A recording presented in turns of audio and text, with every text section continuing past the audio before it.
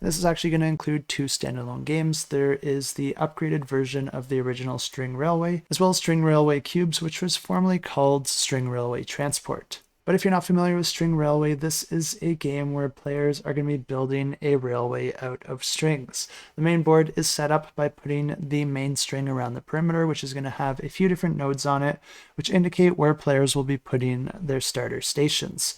Players will also throw in a string randomly into the center, which is going to represent a mountain, and another string that's going to represent a river. But each player is also going to have 4 shorter strings and then 1 longer string, and you're going to be using those to build out your individual railways. But on a player's turn, they're going to be placing 1 string, which means, of course, you have 5 turns in this game.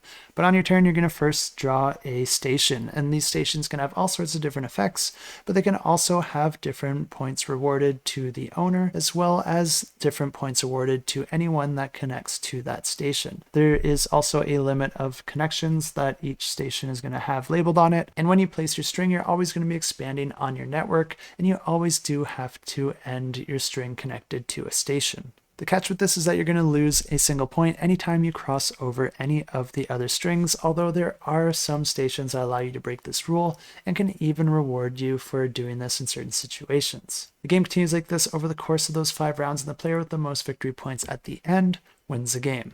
String Railway Transport actually plays quite a bit differently than this game, and you're actually going to be starting the game with a predefined setup for the different stations and strings that are going to be out on the table. Rather than deciding where to place your routes and your railways, players are instead going to be controlling their engine to try and move cubes from different stations to other stations in order to gain victory points. Players will be able to upgrade their train engine to make all sorts of improvements so that they can move more cubes or move more cubes further distances. The game continues like this as players try to get the cubes into the right location while also completing various objective cards, and the player with the most victory points at the end of the game wins the game. And if any of these sound interesting to you, you can find a link to the campaign in the description below.